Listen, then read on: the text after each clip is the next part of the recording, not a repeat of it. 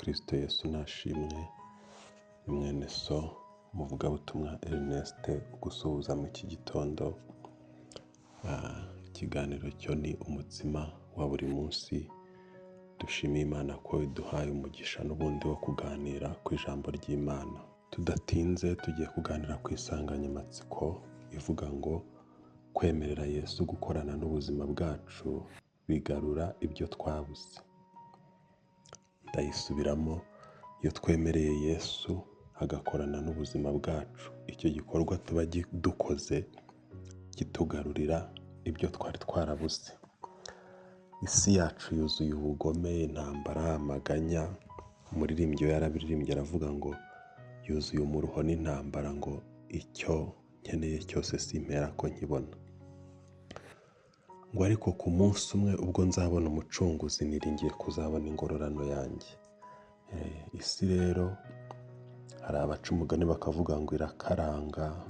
Isi irimo ibibazo, ni iy'amaganya, amatangazo yayo ni impanuka, ni intambara, n'ubukene, ni ibiciro byapanze.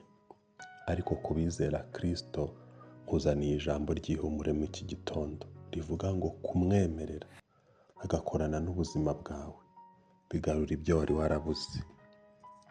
Hari ibintu wigeze utunga none ntujya umenya aho byarengeye. Ariko kandi hari n'ibyo utigeze utunga wibaza ngo ibi nabigeraho gute. Nguhaye karibu muri iri jambo aho tugiye gusoma mu butumwa bwiza bw'Umwami wacu Yesu Kristo, tukaganira mu bwanditswe na Luka, ibice 5 ku murongo wa 5 ndetse n'ibice 5 ku murongo wa 6. Luka ibice 5 ku murongo wa 5 na Luka ibice 5 ku murongo wa 6. Reka dusome mu izina rya Yesu. Simoni aramusubiza ati, Databuja, twakesheje ijoro dukora cyane, nyamara ntacyo twafashe, ariko kuko ubivuze reka nzijugunye. Umurongo wa 6. Babikoze bafata ifi nyinshi cyane, ndetse inshundura zabo zenda gucika. Akira ijambo ry'Imana. Aha nibwo Yesu yari amaze kwigishiriza ku nyanja, ari ku manywa y'ihangu izuba riva. Amaze kwigisha yari yakoresheje ubwato bwa ba Simoni. Arangije amaze kwigisha aramubwira ati, Simoni rero ubwo tumaze kwigisha abantu bakaba bumvisha ubutumwa bwiza, kuko bari benshi, kubahagararamo akabigisha bigoye, byasabaga rero kujya imbere yabo akababwira ubutumwa. Nibwo yasabaga rero bumwe mu mato yari ahari. Amaze kubwiriza ku manywa y'ihangu, abwira Simoni cyangwa se Simoni Petero ati, rero namwe nimufate amato, mufate ubu bwato mujye hano imuhengeri ku manywa y'ihangu izuba riva, muterere inshundura murobe. Petero aramubwira ati, Mwigisha, ndi umugabo ukuze, mfite ubwenge, mfite ubwanwa, nujuje ibimenyetso by'ubukure n'uburambe, maze igihe kinini mu kuroba. Usibye no kuba ku manywa nta muntu ujya uroba ngo agire ifi abona. Nakesheje ijoro, twe twaraye muri iki kiyaga, muri iyi nyanja, murambabarira, turoba, nta kintu twigeze tubona. Nawe ufite ubuhamya ko hari uburambe ufite mu kazi, ufite ubuhamya ko hari imyaka y'ubukure ufite, aho uvuga uti sinkiri umwana kuri iki kintu. Ufite ubuhamya ko wagerageje kubona urubyaro bikanga. Ufite ubuhamya ko wagerageje kubona akazi bikanga. Ufite ubuhamya ko wagerageje kubwo burwayi ukanywa imiti ntacyo utakoze bukanga. Ufite ubuhamya ko hari igisuzuguriro cyaba kikuriho. Ufite ubuhamya ko wize nubwo udafite akazi. Petero ngo avuga uburambe afite, yivuga imyato. Ndagira ngo nkubwire muri iki gitondo ko hari ibintu Imana yacu ijya ikora, ikabishyira kuri gahunda, ikabicishamo neza bigatungana iyo tuyegereye tukayumvira. Kankwibutsa insanganyamatsiko turi kuganira, kwemerera Yesu gukorana n'ubuzima bwacu bigarura ibyo twabuze. Amafi rero hano ijoro ryose hari hashize amasaha 24 amafi Petero yabuze, kandi ari umugabo afite uburambe. Kuba ufite ibigango, kuba uterura ibyuma, kuba kuba ukuze ufite imyaka y'ubukure, amashuri n'ibindi ntabwo byaguha amahoro yo mu mutima, ariko kwemerera Yesu agakorana n'ubuzima bwawe byazana amahoro. Ntabwo byakuzanira kumva unyuzwe, ariko Yesu araza ukanyurwa, ukanezerwa, gusobanya bikavamo. Arangije rero ndagira ngo nkubwire ko ku gitangaza cya Yesu ntabwo bireba ibyo wize mu ishuri, principe na théorème ngo ku manywa ntibaroba, principe na théorème ngo ntawe ubona akazi atarize n'ibindi bitandukanye, nubwo ntarwanya kwiga nanjye narize. Ahubwo Yesu ajya arema igitangaza cyumutse kikemeza abantu iyo wemeye guca bugufi ugakorana nawe ukamwinjiza mu buzima bwawe. Petero rero yaravuze muri uyu murongo wa 6, nako mu mirongo ibanza murambabarira, ngo nta kintu twabonye. Murongo wa 5, databuja twakesheje ijoro dukora cyane, nyamara ntacyo twafashe, ariko kuko ubivuze reka nzijugunye. Muri iki gitondo ndashaka kukubwira ngo Imana iri kuvuga. Ubwo Imana iri kuvuga, ongera ujye mu kizame cy'akazi. Ubwo Imana iri kuvuga, ongera ujye gusenga. Ubwo Imana iri kuvuga, ongera uhinge. Ubwo Imana iri kuvuga, ongera worore. Ubwo Imana iri kuvuga, ongera ufate inguzanyo, ukore umushinga. Ubwo Imana iri kuvuga, ongera uce bugufi usenge. Ntuguze ayo udashobora kwishyura, uguze ajyanye n'ubushobozi bwawe, ariko utekereze umushinga. Ubwo Imana iri kuvuga, ishyire mu matsinda n'abandi. Ubwo Imana iri kuvuga, shira ubwoba k'ubwo burwayi bwakuzengereje. Ubwo Imana iri kuvuga, ihane. Ngo babikoze, umurongo wa 6, bafata ifi nyinshi cyane ndetse inshundura zabo zenda gucika. Muri iki gitondo ndashaka kukurangira ibanga ryo kubona amafi. Amafi umaze igihe warabuze, iki gitondo Uwiteka aravugana nawe gusa ngo urasabwa kwemerera Yesu agakorana n'ubuzima bwawe. Ubuzima burimo Kristo, urumvira icyo Imana ikubwiye ukumvira. Ubuzima burimo Kristo, ukora ibyo Imana ishaka. Umuririmbyi yararirimbye ngo icyo nzi ngo ni uko ibyo Imana ishaka ari byo nkwiriye gukora. Gukorera Imana rero ntabwo ari ukwikorera ibintu bikurusha ibiro, si ugufata inguzanyo zikurusha ubushobozi, ntabwo ari ukujya muri za principe ngo ku manywa ntibaroba. Ahubwo Imana irashaka ko ubuzima bwawe ubuyegurira ijwi ryayo ukajya uryumvira. Najyaga ndirimba indirimbo ivuga ngo ijwi rikwinginga ngo uve mu byaha, reka kuryima amatwi, ngo hari ubwo ryaba irya nyuma. Ibyaha se ni iki? Ni ugukora ibyo Imana idashaka. Niba Imana yaravuze ngo musenge, senga. Muri Bibiliya ntabwo Imana yavuze ngo mwasenga, ngo mwagerageza, ni musenge, byubahiriza usenge. Niba Imana ivugana nawe gukora, kora. Bibiliya iravuga ngo kora. Kora imirimo kandi ntusuzugure akazi ako ari ko kose. Gukiranuka ubigira intego. Ngo Petero, ikintu cyatumye anezeza Kristo yamusabye ubwato. Ese wowe nta bintu ufite Imana ijya ikwaka ukayibyima neza? Ukima Imana igihe cyawe, ukima Imana umwanya wawe, ukanga gukorera Imana? Petero atiza Imana ubwato. Imana ivuga ubutumwa, abantu barihana. Bamaze kwihana, Imana igenera Petero igihembo. Ndagira ngo nkubwire ko hari umuririmbyi waririmbye ngo umugisha w'Imana ngo uziritse mu mahwa, ngo biryoha biryana.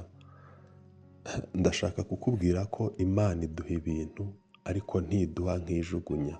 Jya mbwira abantu ngo nta bintu by'ubusa Imana igira, birasaba kuyumvira.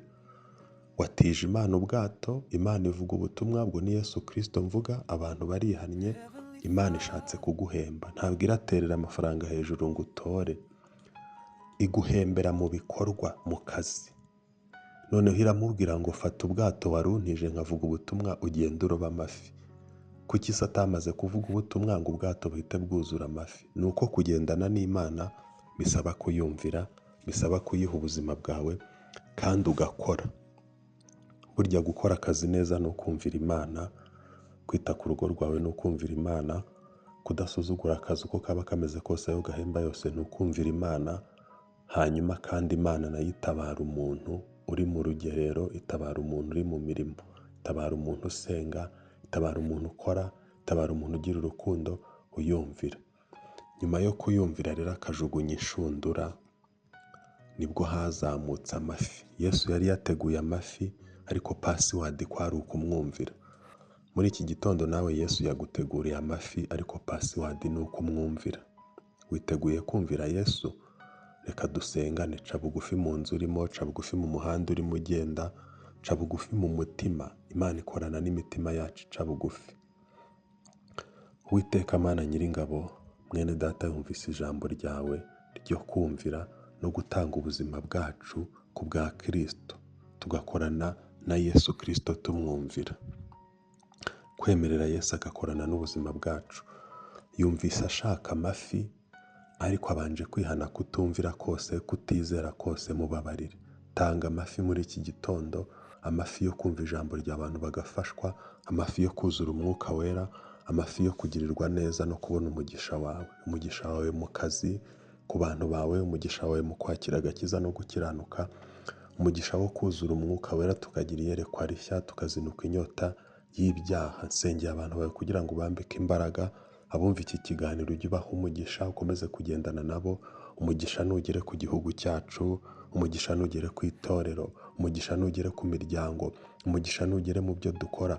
Umugisha abantu bumva ijambo ryawe bakarikunda, bambika imbaraga, urubyaro rwabo rumererwe neza, abatarashaka bashake, batwumva barwaye nibakire, bari kwa muganga nibaveyo, kuko uri Imana ikiza. Dusabye ubutabazi, dusabye gukomera. Ndagushimiye ko utanze amafi arimo kubona ukuboko kwawe. Icyubahiro ni icyawe none n'iteka ryose. Amen. Imana ibahe umugisha, turabakunda. Gahunda ni ugukomeza kumvira Imana no kuyiha ubuzima bwacu, kugendana nayo, gukora. Ntabwo Imana izadusanga twicaye, izadusanga dukora, izadusanga dusenga. Utarabona akazi Imana ikujyanamo, kora kuri kubona nonaha nako niyo yabyemeye. Tiza Imana ubwato, ariko nibugusubiza wumve ikigusaba. Terera inshundura, ziterere mu buhinzi, ziterere mu buyede, ziterere mu burobyi, ziterere mu gukiranuka, ziterere mu kubwiriza. Kora imirimo yose ukiranuka, wezwe ukuremo ibinyoma. Imana iri kumwe nawe, ikitaraguhira kigutwaje nkunda kubivuga. Gahunda ni ugukiranuka. Imana ibarinde, mugire umunsi mwiza. Shalom, shalom.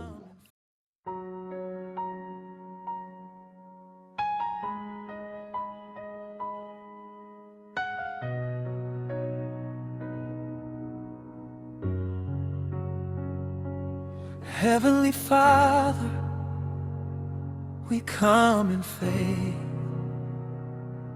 Almighty God, we call your name. You change the story, you break the chain. You lift the weak and you heal the pain. You love us first, you fight for us. When fear speaks loud, you keep us sure. Every secret plot, every hidden dart, you see it all and you guard our heart. So we lift our hands and we stand in trust. Your power is higher, your love is enough. What was written wrong, you can right it right. In the name of Jesus, bring dead things back to life. Jesus, change our history. Jesus, change our history. We are victorious. We are victorious in Christ.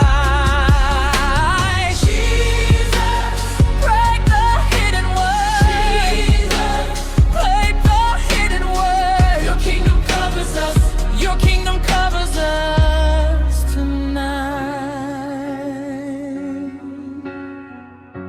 Transform our lives in your holy name. Cancel the evil, put shame to shame. Heal every body restore every soul. What we have lost, make it fully whole. Where something died, let it live again. Where doors were closed,